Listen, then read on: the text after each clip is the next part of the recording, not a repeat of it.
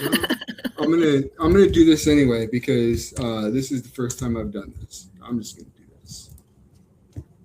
Bear with me, guys, please, if you're listening. There's no way for me to tell if there's anyone here or not. Anybody There's no home? there's no way for me to tell either. I'm so sorry, people that might be watching. I promise. I promise. I'm so sorry. Where are you?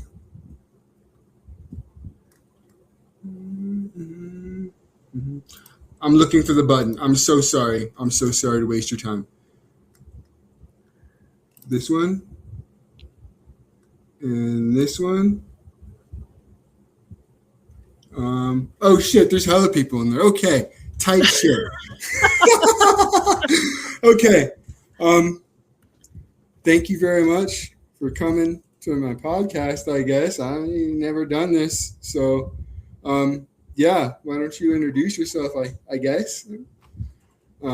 Kathleen. Hi, everybody. I'm Kathleen Byram, and I'm here to sort of pitch in. I don't know a lot about these subjects I think we're going to be talking about today, and I'll be learning along with everybody else. So I'm hoping that Bradley knows a lot more about them than I do. I cannot see anybody making a comment. Should I be able to see comments right now? Are you seeing them? No, nobody's commented yet. That's okay. Oh. You know what? Oh, people are I commenting. think they may be wanting to listen more than comment. How Okay. many Well, people? anyway, fuck it. Let's go. Yeah. So you've got a list of stuff to talk about. Yeah, you mentioned the human condition. I Yeah. have, and under that was ego and perception of self. Yeah. Man, now I feel like I'm on the spot, and I don't like that. Oh, well, you don't have to be. I can talk. No, that's fine. I think my main question, and I'm going to ask it back to you. Okay. Why do you think people are so obsessed with their perception or their projection of self? Like, I mean, at the end of the day, nobody cares. You know, nobody's watching, nobody's looking at you. Do you? I have a totally opposite point of view about it, to tell you the truth. Okay. I feel like people are always watching, and that it's important to make a good impression on people so that you don't bring them down or give them negative views that aren't really true, that are only because of your mood at the moment.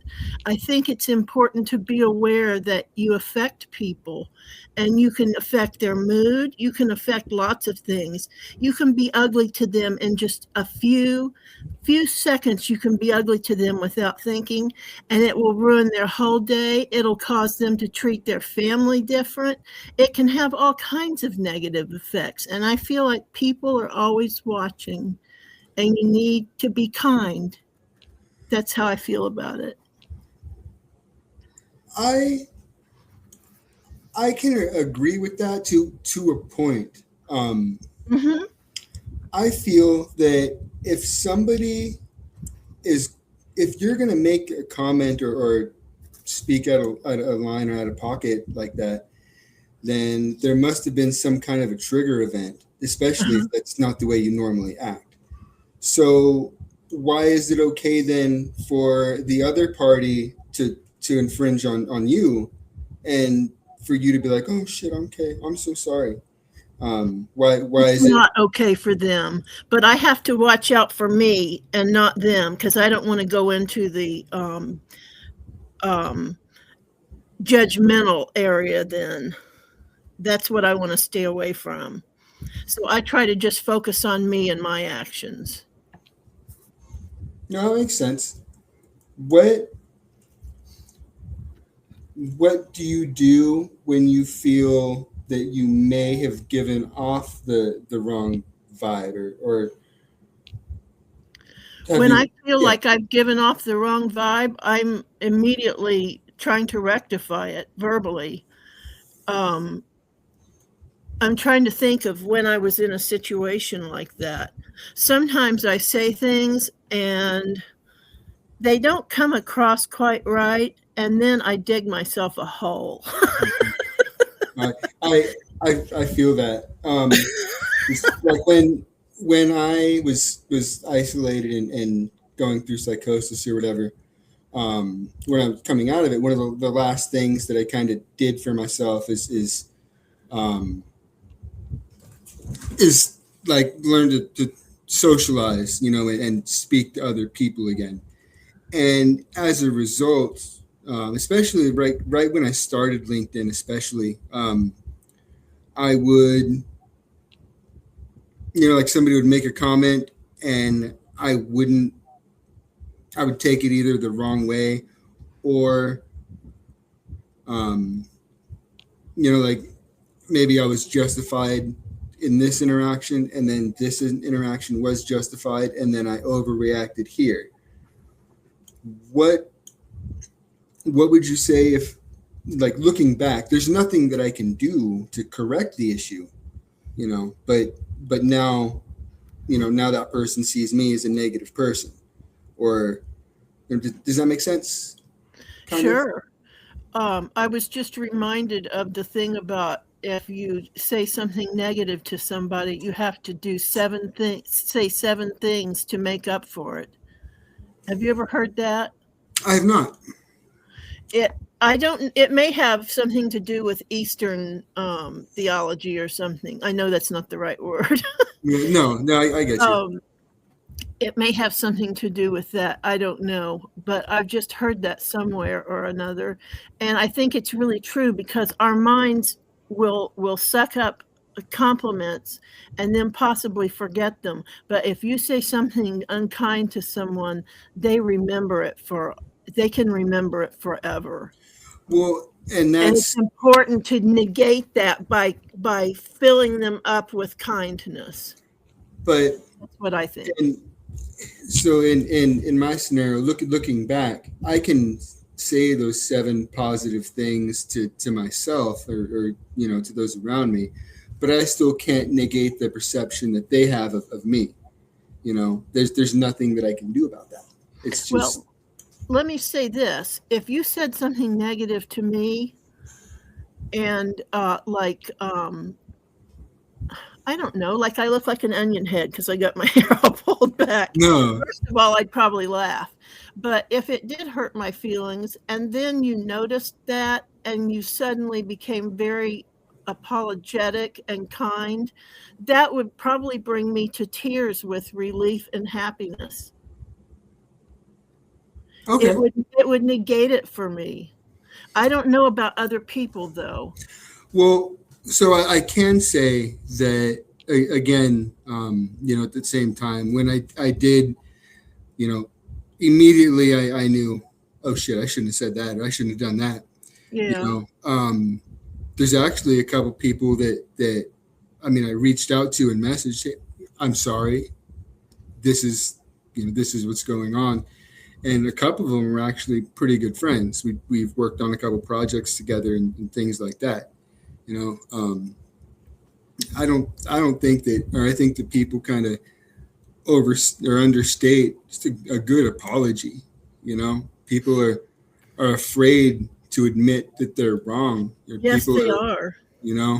It's very important to be able to do that, I think. Oh, well, if you don't admit that you're wrong, then you can't admit to yourself there's anything to learn from or grow from in the experience, and you're just going to be stagnant. That's not That's not a good point. Uh-huh. I think that if you don't even have to apologize to yourself for doing it, but just make amends with the other person. I wish that I would have done that a couple times, but it is what it is. I hope that our paths cross again, and I get the opportunity to display, that that's not me, man. you know, and I hope that everybody, nobody's that person, you know, nobody's there. Everybody gets the benefit of the doubt, I think. I think it helps you grow, though. Mm-hmm. Having some negative experiences help you grow. Oh, so if it makes you feel bad, try to look at it from that point of view. I have a laundry list of negative things that have happened in my life. I mean, I wouldn't change any of them because they add up to who I am and you know, where I'm at. Do I wish they didn't happen in the moment? Yeah, fuck yeah. But, you know, that's part of learning and growing, you know, all that bad Exactly. shit, you know? Yeah. You may get a little sting from one experience, but it may keep you from getting knocked in the head on another. Oh, yeah. Well, you're going to remember it. It's like, oh, fuck, this happened last time. I need to go this way. This might be a good segue for ego. Yeah. That we wanted to talk about. I wanted to talk about good and bad ego. Yeah. I had actually done a video on that, talking about that, and I think I even put it on LinkedIn. I got quite involved in that. I am a real big proponent of having a good, strong, healthy ego. Mm-hmm. And I think it's because my mother does. She is the kindest, gentlest, strongest egoed person I've ever seen. And it's such an unusual combination that she has charisma and she just bowls people over with her personality. It's awesome. And I think she taught me that it's okay to get out there and say, hey, guess what I did? So-and-so. And be happy for yourself and think that other people are going to be happy for you too. I consider that good ego. What I consider bad ego is making up, getting all worked up over something that's a slight that the person didn't mean because your ego is nasty. Mm-hmm. That's a different situation. And sometimes it's hard to tell the difference. You have anything to say about that? Yeah. I don't think that there's a difference between good ego and bad ego in the sense that they're separated. I feel it's just like a continuum. Yeah, just one ego. I mean, I subscribe to the Freudian model, the ego and the sub, whatever. You know, that's another show. Oh, you're talking about the Freudian ego now? Yeah. Yeah, that's a different kind of ego than what I'm talking about. Okay. Then I am not familiar at all. If you could take 5 minutes and give me the Cliff Notes version of the Freudian part, or the no. the part I was talking about? Yeah, yes, ma'am.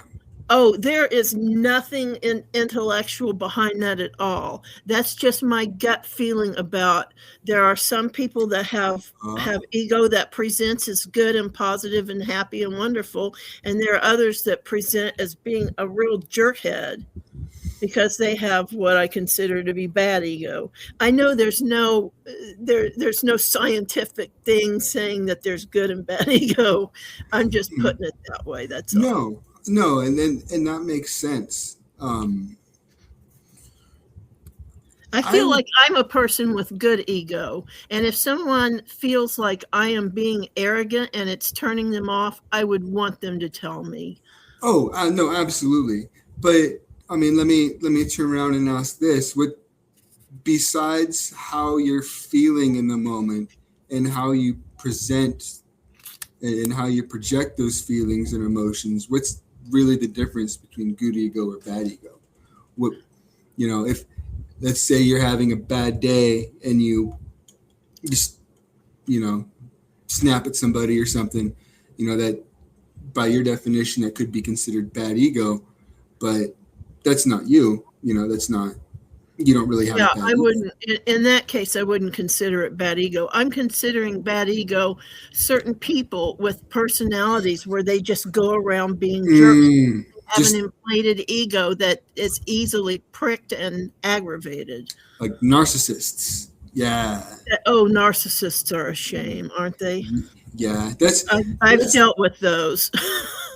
when you say bad ego, that's kind of the what comes to mind for me. Just traditional egotistical, and nobody wants to be around you. But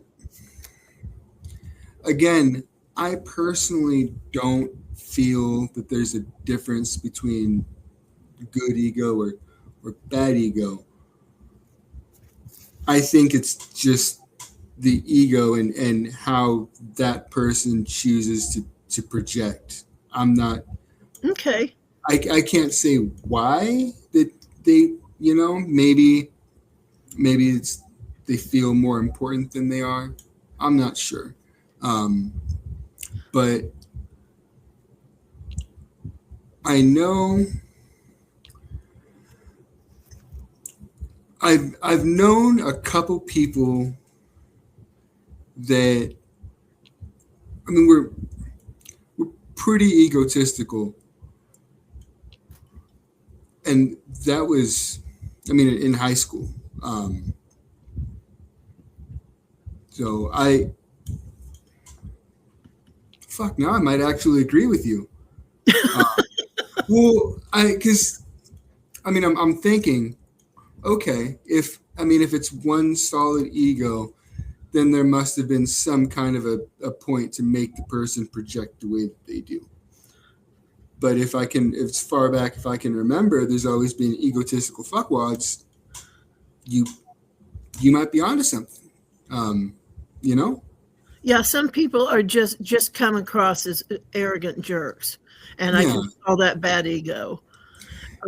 Some people are just normal people, and sometimes their ego makes them do jerky things, and sometimes it comes across good. That's just to me a normal ego. Yeah. No, okay. No, I'm picking up what you're putting down. And I think that I would probably actually agree with that. Um, yeah. Yeah, I like your framing. I like that. Yeah. Oh, I was going to mention Dunning-Kruger. Are you familiar with Dunning-Kruger? Um, I think that it is.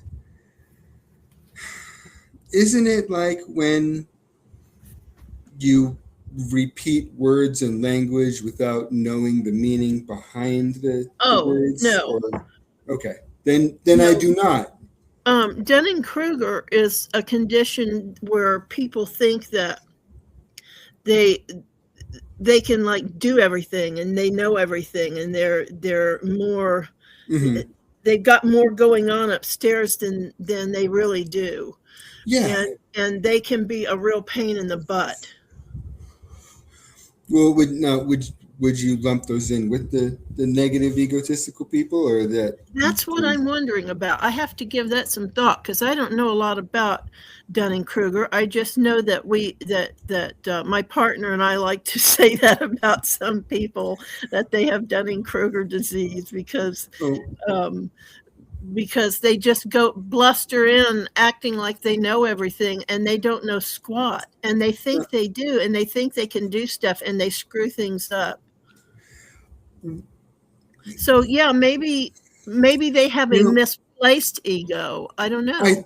I think maybe with that, maybe the ego or the sense of confidence isn't grounded in anything.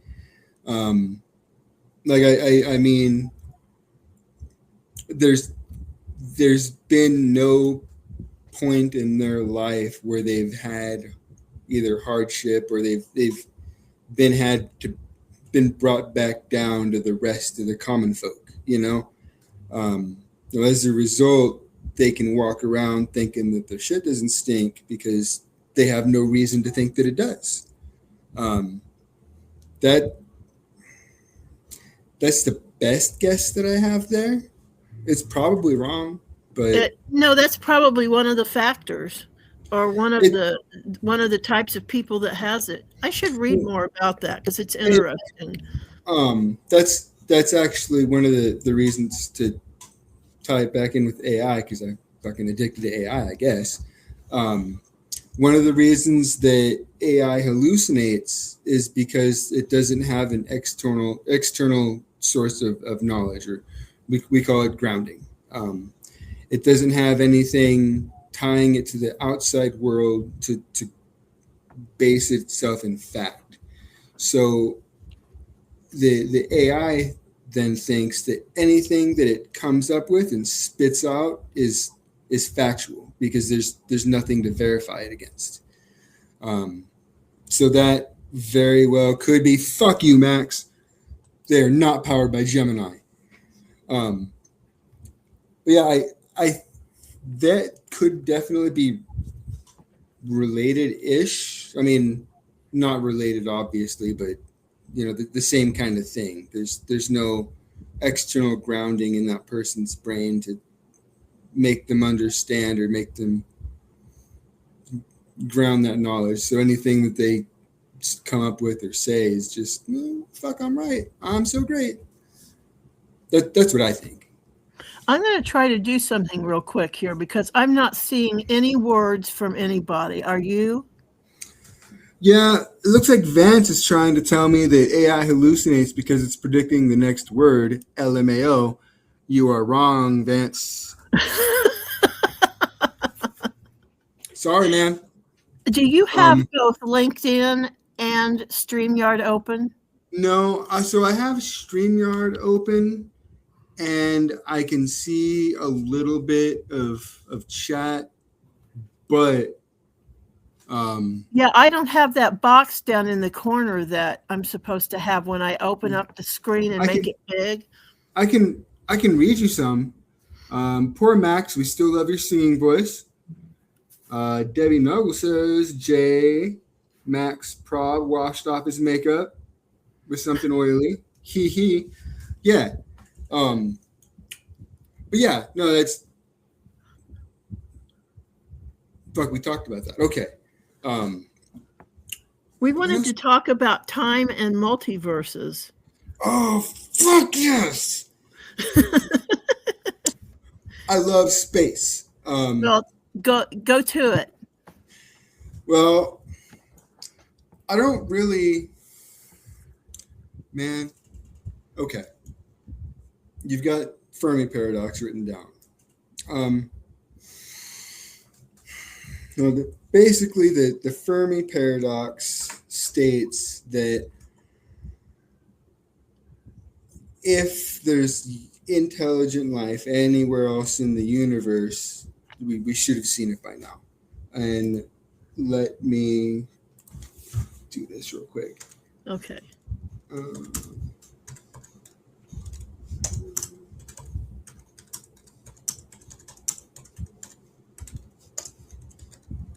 And while that's doing that, it essentially says that because the universe is so old, I have to get my glasses.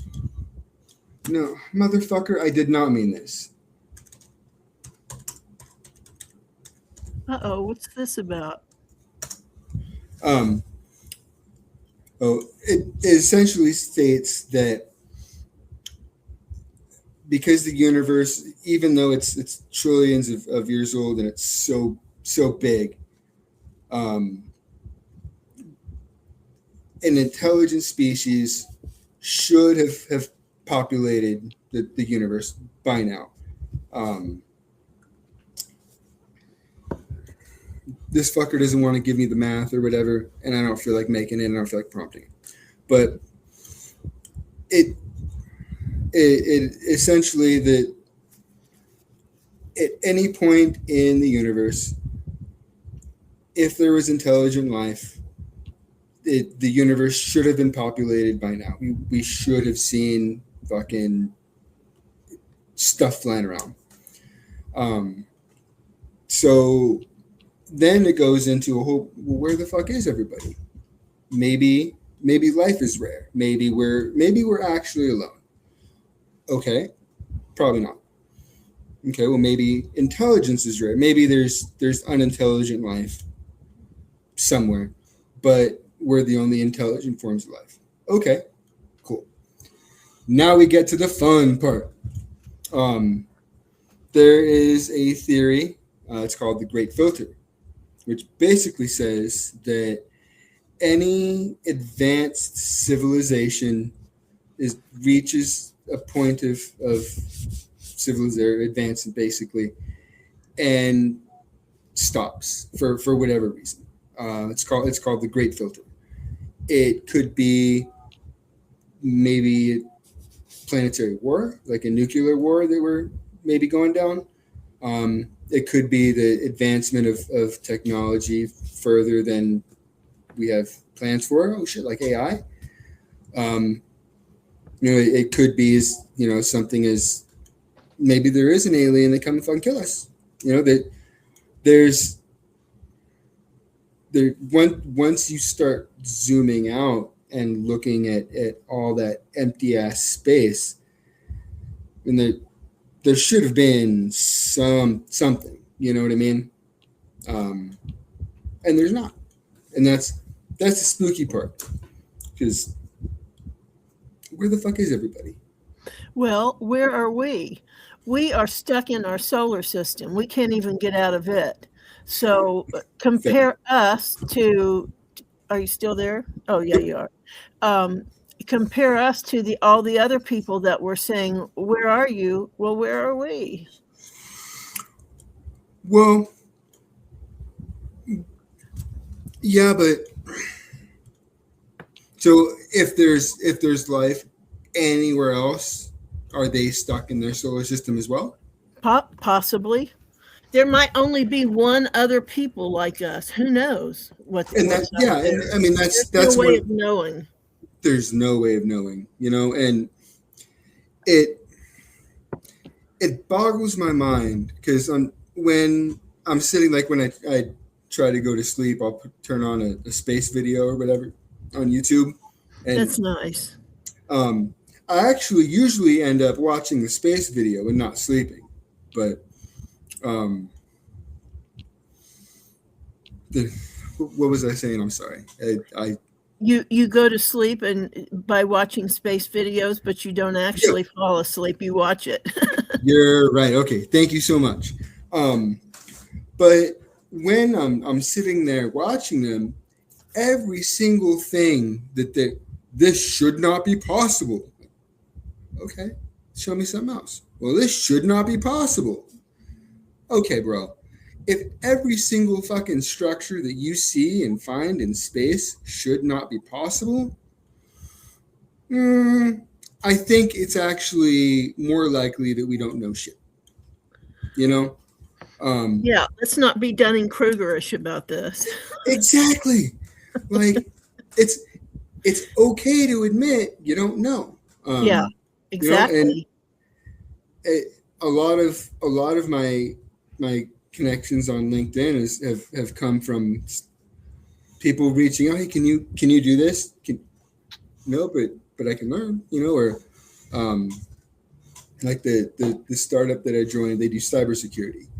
I don't know cybersecurity. I know AI. I can build the fuck out of an AI, and I did that for him. But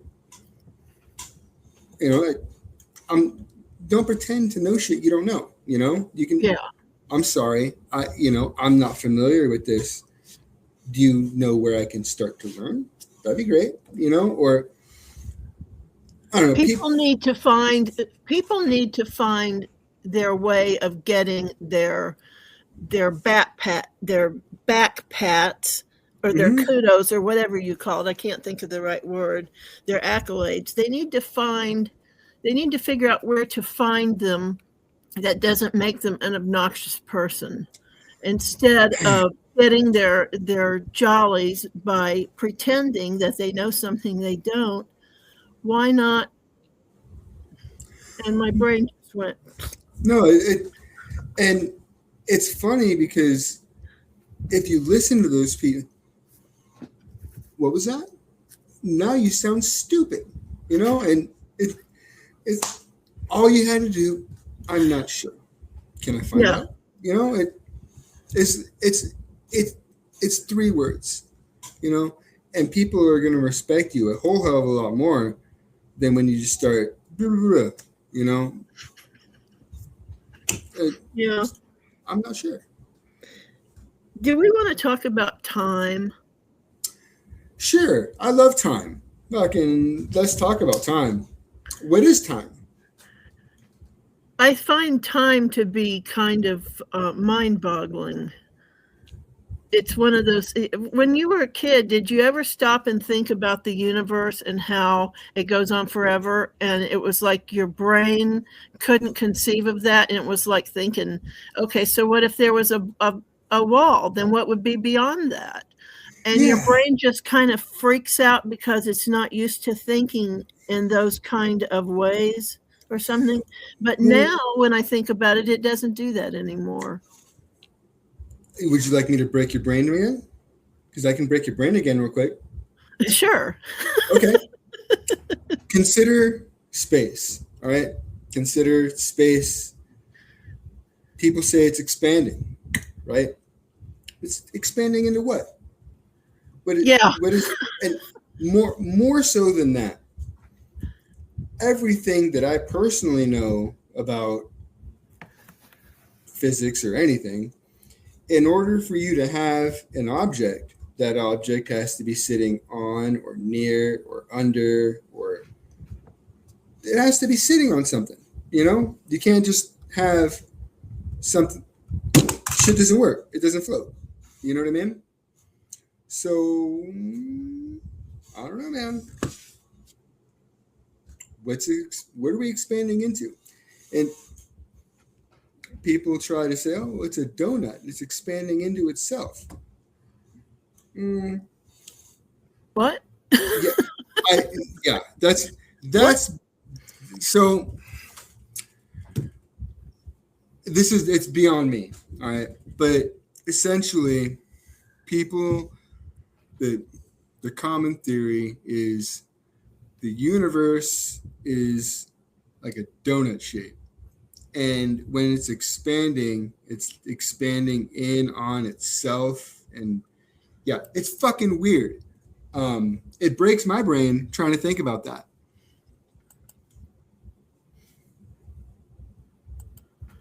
I just realized something here. Yeah. I've got a need help button and I'm asking it, where is the chat? It will probably say on the right side of your screen. Who else is in here? I can't see comments on my, oh no, that's not it. Time should be linked to each space direction. Oh, Jay, are you ready for my fucking super stupid theory? Okay. All right. So keep in mind, I'm a very amateur cosmologist. But I personally think that time, how to phrase this without, I'm going to sound fucking crazy anyway. Go ahead. I'm always sounding crazy. So if the universe started at the Big Bang, and if you've done any kind of cosmology research or anything, there's directional flow of the movement. Like they can track the way things are moving, and everything in the universe is moving to this one big fuck off object. It's called the Great Attractor. There's actually something beyond that, but we don't know what it is. But everything in the universe is moving towards that one object. Why? I don't know. I think that time started at the Big Bang and it's flowing into the Great Attractor. It's like a big bell curve.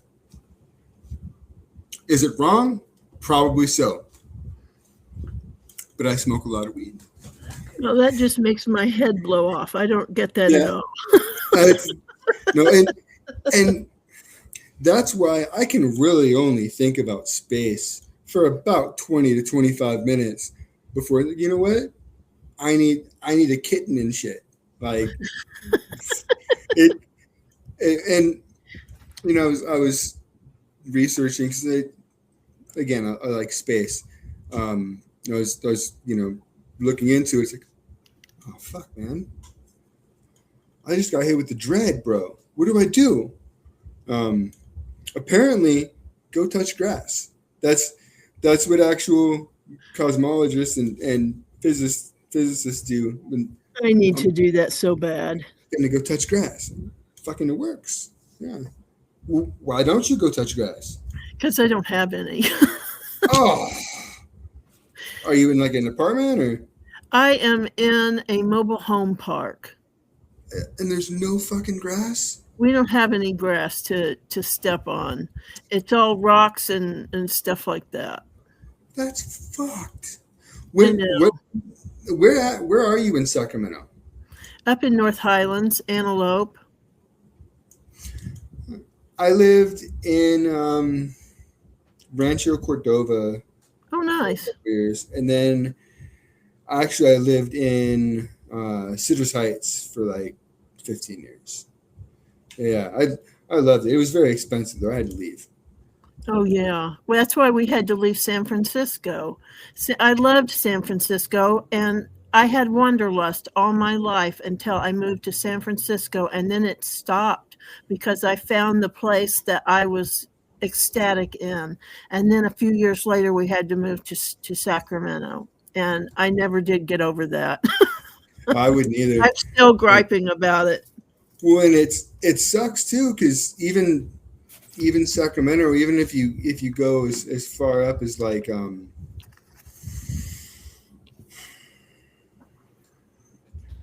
I can't remember the fucking name of that city anymore. Like Marysville. That's what I was going to say. Yuba Yeah. City? Yuba? Yeah, up at like Yuba City, Marysville, and Yeah. everything up towards there is just getting so expensive.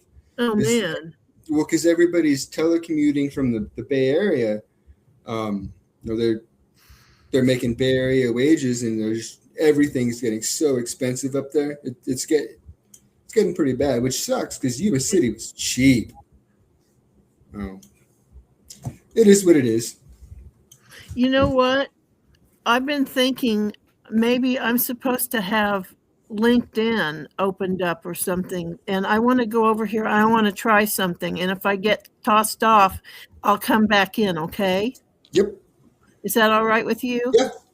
Okay, I'm going to see what happens when I try this. Apparently, Kathy, Max says you're the GOAT. Oh, Yeah. Yeah, what the fuck is this, man? I just got a pitch slap. That's nice. You got a pitch slap? Oh my God, I have it. You got a I pitch got slap? words. Can you send it to me? I'll post it. I'll turn his ass into content. Whoops. That didn't work.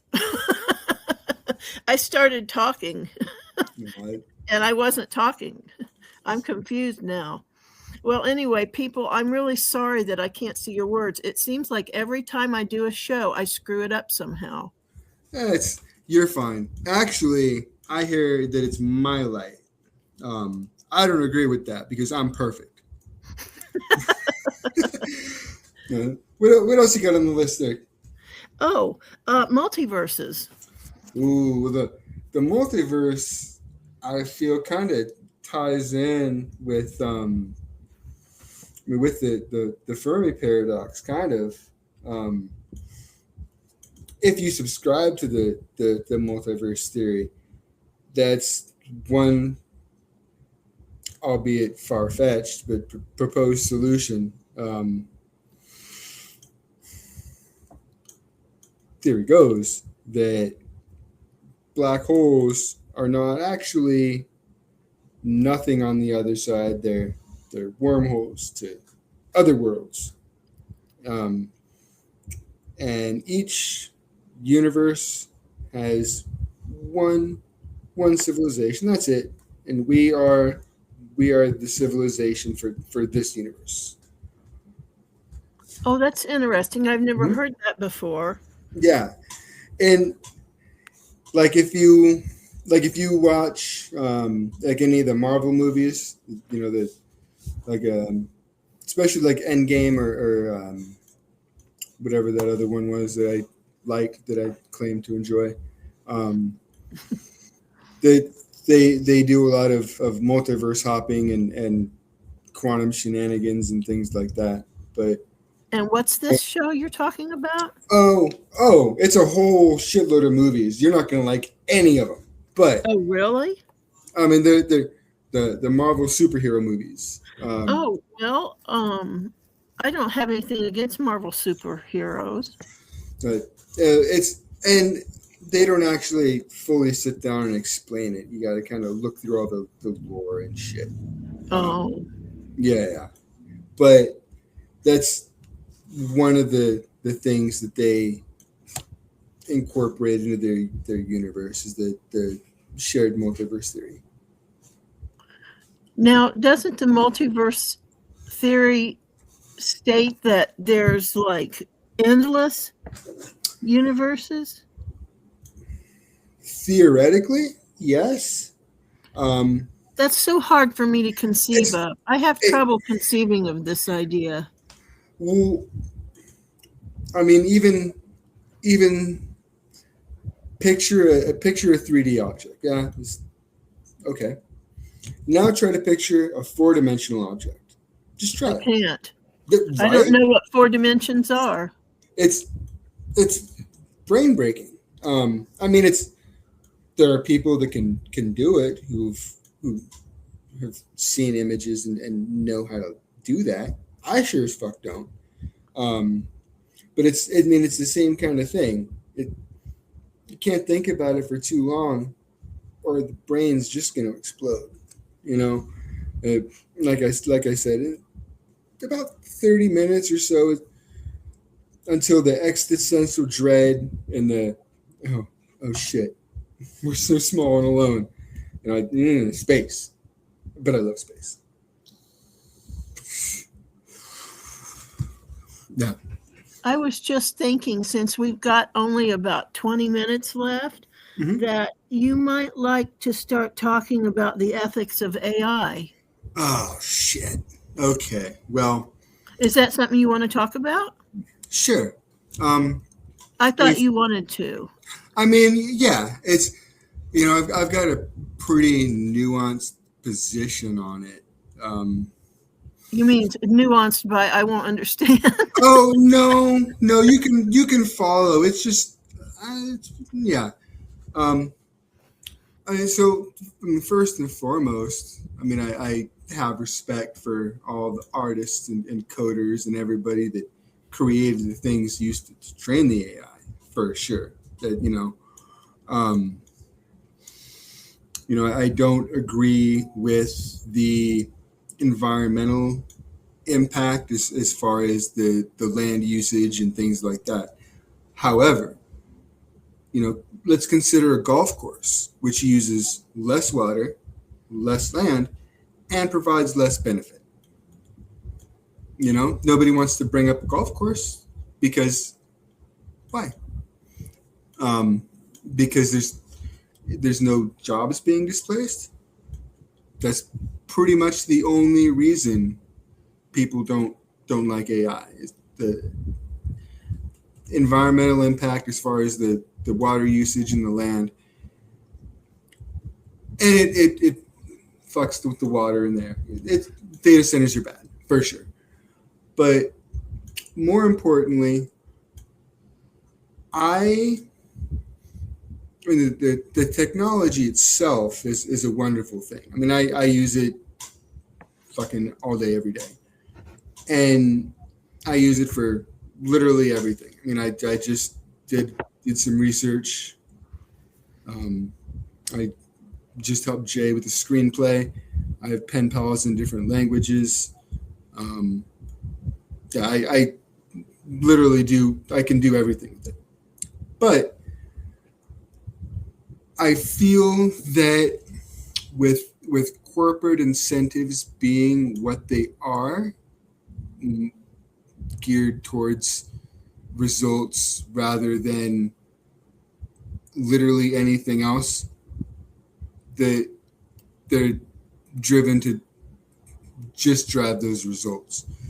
So when AI is supposed to be cheaper and be able to do more things, the people that are in charge of those businesses and the labor force then make the decision to do that.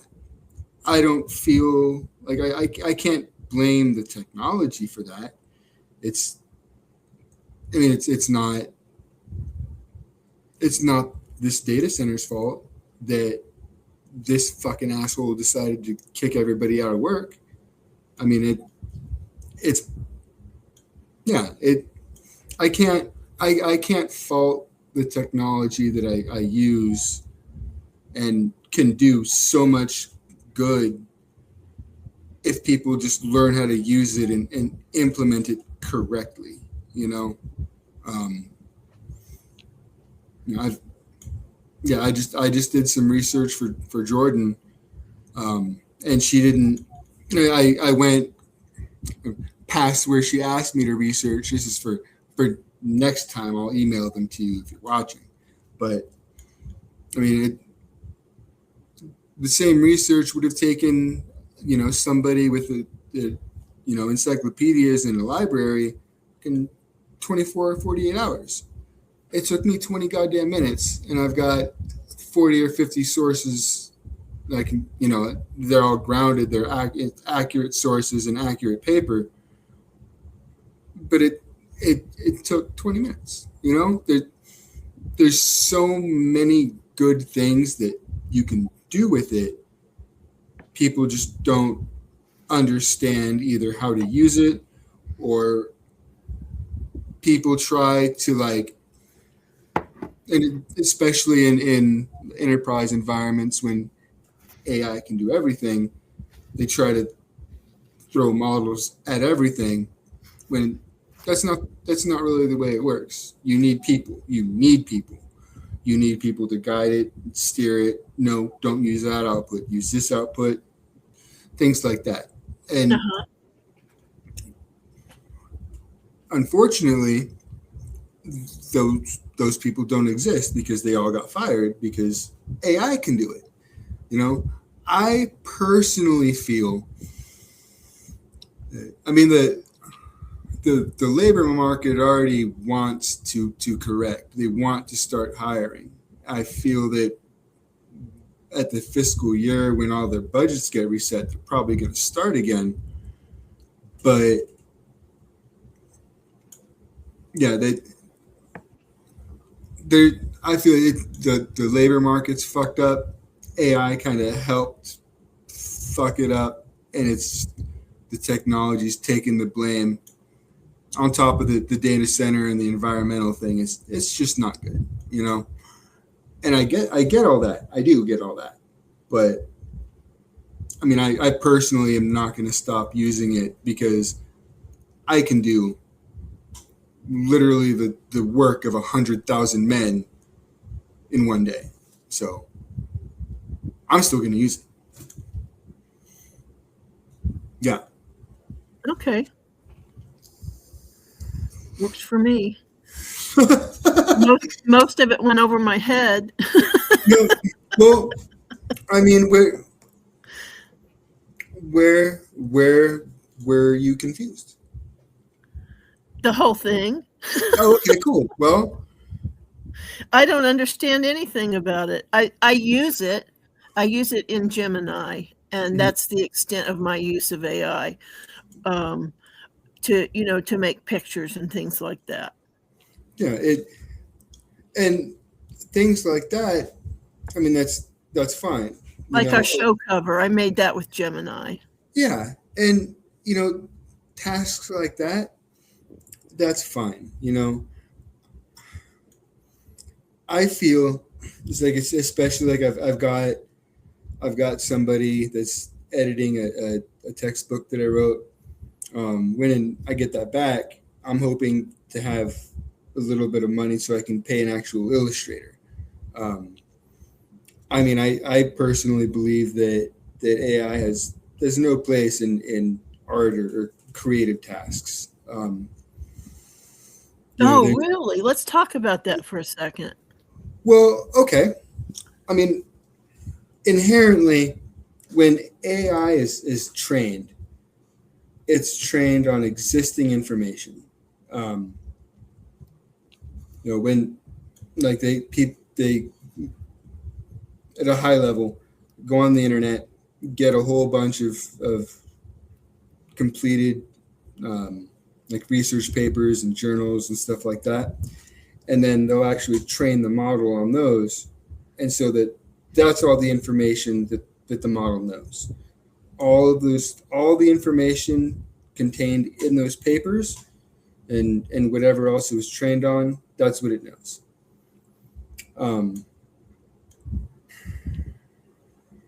Fuck, what was the question? I'm so sorry. I don't know. Fuck. Okay. Oh no, art. Okay. So as a result, when it's trained, it's only trained on completed things. Oh, when you ask it for something new or novel, it doesn't fucking know how to do it. You have to actually sit there and prompt it and tell it, hey, create this. Have you noticed when you go to create a graphic, you have to actually tell it, use this, do it like this, and be specific with how you want it? Actually, I have found that I can give a very small description and that it will come up with something just fantastic that's just like a fairyland kind of thing. And it seems like it's almost like it knows me. Well, and but so it doesn't, because it forgets each time I close it down. It forgets everything. Well, but it can search for it and find it in its archives. Well, let's talk about that for a second. Okay. So when you open a new chat with an AI, or in your case Gemini, it's essentially a brand new person. Anything that happens after you hit that send button, that again, it's a brand new person. So it takes what you've sent it, and then any context or anything on the back end as far as pictures or whatever you've told it to look for, it sends all that to the model, and the model processes all that at one time. And then it comes back, and then when you send it again, it's a brand new person again, and it gets all of that context and all that information, processes it, and comes back. Oh, there's no memory or anything in the model itself. It's all based on how it's being sent. Oh, that very, very first message, if you just open up with, hey, look, like open this chat, or look at these files, or load this context, and if that's your first opening message, it's going to come to you and be like, oh, bet, what's up? It's already going to have all that loaded, and it's going to know who it is. Does that make sense? Sort of. Yeah. Oh. But the thing, the Gemini it's just like magical to me, and the way it talks to me, it's like it was growing in knowing how to talk to me. And I mean, that's how it's to make me feel good and everything. Yeah. And finally it got over it. It was slowly getting too much too familiar acting and referring back to old jokes, kind of bonding type effort that was too much. And I said, can you dial it down just a hair? And it did, and it was fine then. But it's almost eerie how it and like the pictures that I create, I don't have to work on those pictures. There's no talent on my end. I just give it a pretty short description and it comes up with magic. It's amazing.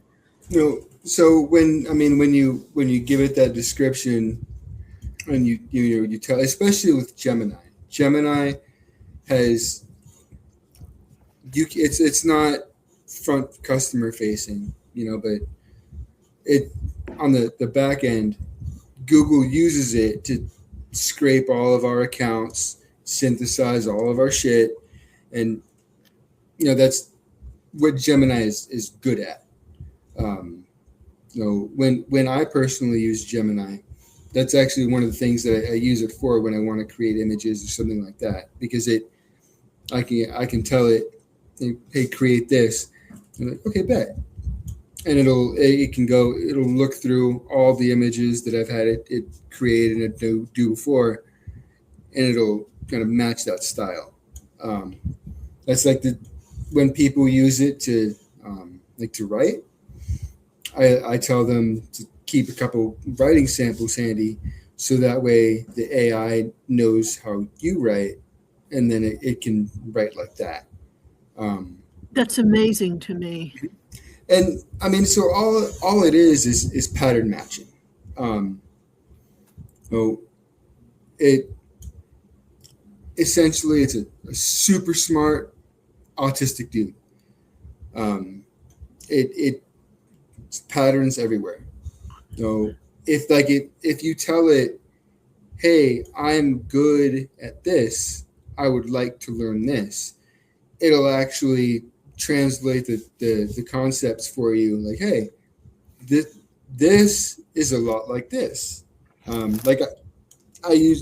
play a lot of Magic the Gathering, and when I was learning AI for the first couple months, it would use magic euphemisms. This piece right here, this is kind of like the stack. It targets it, it does whatever, and it helped me kind of pick up the terminology a little bit easier. Can I interrupt for a second? Yeah, of course. We got about 2 minutes left, and I would love to be able to show my book for a second, if that's okay with you. Absolutely. I'll tell you what. Can I make you big? Can I make you big? Nope, not like that. No, that's you. That's me. Nope. I'm small. Nope. Sorry. Okay. Here it is, everybody. Conversations with Donkey, A Bipolar Journey by Kathleen Byram. And that's all I needed to say about that. Are you going to read from the back cover? Are you going to show people why they should care? Actually, there's a good amount of sample on the Amazon page. If you look it up on Amazon, it'll give you a really good sample. And the book is in large print for your ease. And it only runs between about $4 and $9 at Amazon. Right now, I think it's about $9.61, and it lists for $23.99. But it's also available, What did you say it's called? Conversations with Donkey, A Bipolar Journey. And of course, Donkey is spelled DAWNKEY. I will post that link as soon as we're done here. Oh, cool. Yeah. Do we want to say some last words here? Go for it. Yeah. Thank you for coming. Oh, thank you so much for doing this. And I apologize to everyone once again that I never could figure out how to see what you're writing, but I'm going to go look afterwards and see what everyone wrote and respond to it. Don't feel bad, because apparently my lighting sucks ass, and I'm not a good host anyway. I'll get better. No, think you did great, and I really enjoyed this, and we should do it again. we should. Well, thank you for coming, everybody. Appreciate it. Thank you, everybody. Have a great day. I appreciate it too. Bye-bye. End stream.